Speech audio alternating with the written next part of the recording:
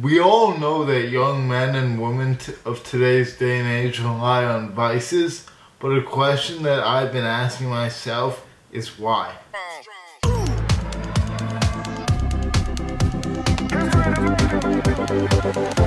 It's painfully obvious that we're all super consumed by instant gratification, smartphones, adult content, browsing social media, and all these other things that we talk about on the channel and try and eliminate from our mental diet, if you will.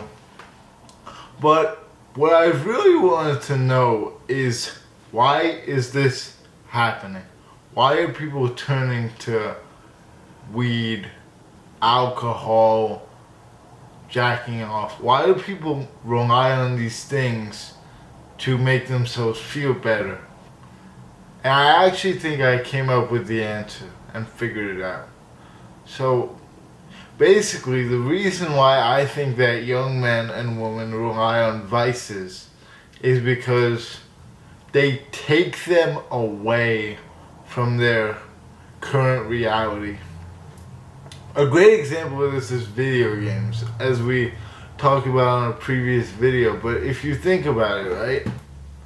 Video games basically take you out of your current world and put you into a virtual one. And nothing that you do in the real world affects your performance in that virtual world. All you have to do is put in the time and the effort and the hours to grind up your characters and get all the best gears, equipment, weapons, etc. But what if you put all of that time into your actual life instead of some fictional video game character? But people don't do this. Why is that?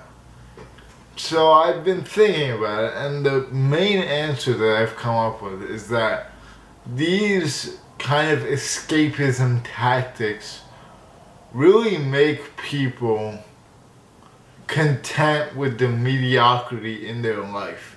A great example of this is weed. You know, I've obviously tried weed before. I mean, that's not really an obvious thing, but I'm pretty sure many kids my age have tried weed before.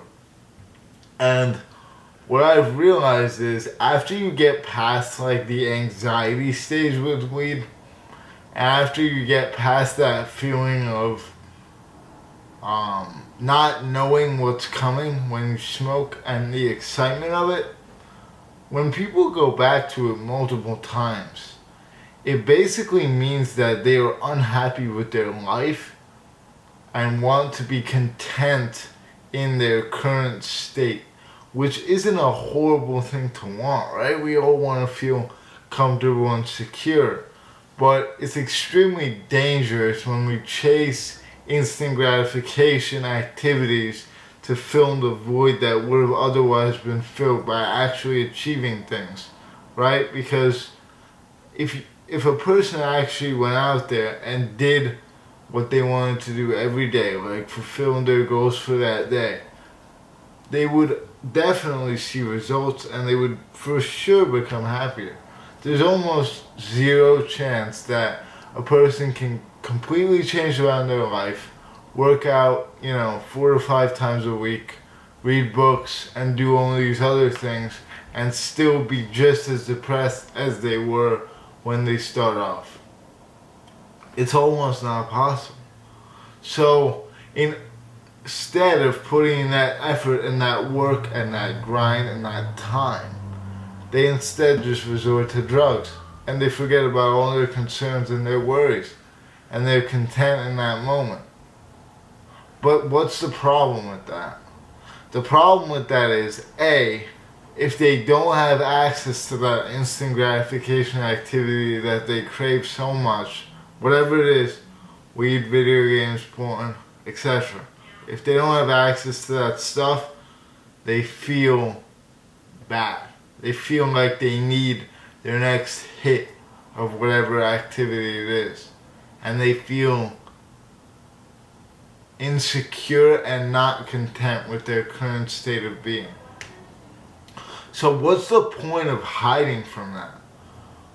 Feeling that insecurity and that discontentment probably means that there actually is something lacking in your life that you need to fix. Why hide from that by masking it? It's like taking a Advil when you have a headache, right? Sure, it might help in the current moment. It might alleviate that pain. But inside your brain, there's still swelling that's creating this feeling of headache. It's not just gonna make it go away. It can mask it temporarily. But if you have chronic headaches, taking an Advil every day will not work anymore. And this leads me to my next point. When people rely on these activities to grant them the happiness that they would have found in achieving things within their life, they need more and more of it. You need to start watching more intense adult content, smoking more weed, drinking more alcohol, playing more video games, and eventually it will be the thing that takes up all your time, and it will be that much harder to devote yourself to your actual activities that you want to be doing and the actual things that will make you feel achieved, content, and happy, because you're already so far down this path that now you have to deal with the withdrawal symptoms along with the feelings of laziness, etc. Why not just confront those feelings right now instead of going down the wrong path? If there's two paths going like this, away from each other, and you're going on this path, but you need to be going on this path, why would you just keep going on this path in hopes that one day they'll converge? I guarantee you they won't. The only way is to go back and go to the other path and do things the right way, fix your lifestyle, build happy and good habits for yourself, and overall just change your life around. And it is so hard to start new habits, I'm not gonna lie. I've been telling myself I'm gonna read books for the last couple months and I never get around to it. It's really bad, but once you build up these habits, you're less and less likely to quit them. As I've been working out for so many months, it's unlikely that I would stop now because I've already seen progress and I already know what to do to get the pumps and to achieve the results that I'm looking for. So why would I stop? You know, it wouldn't make sense. It would be counterintuitive. But of course, if you're comfortable with doing your instant gratification activities every day and you don't even know what the feeling of achievement is like, then that's a problem. And you have to start taking the small things in your life and using them as fuel to make yourself feel achieved. One day sober, one day without video games, one day without beating off is a good day.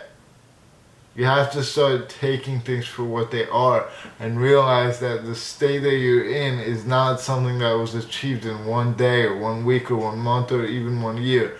You've probably built up these habits for years. What would make you think that you would be able to undo them in one sitting, right? You're stuck in this loop. In order to break free, you have to really put that mindset into good use and figure out what your motive is for doing the things that you're doing. And first and foremost, you have to accept your current state and understand what's wrong with it. So many people are still in that stage where they're denying what's wrong with them, and they don't understand that they're lying to themselves, and them lying to themselves won't help them. You guys probably are not in this phase because you did click on this video, but a lot of people are, so you're considering yourself one step above them because you already know that you need to quit your bad habits and stop relying on vices. So now, actually do it. And with that, that's pretty much it for the video. Thank you for watching, and I'll see you all soon.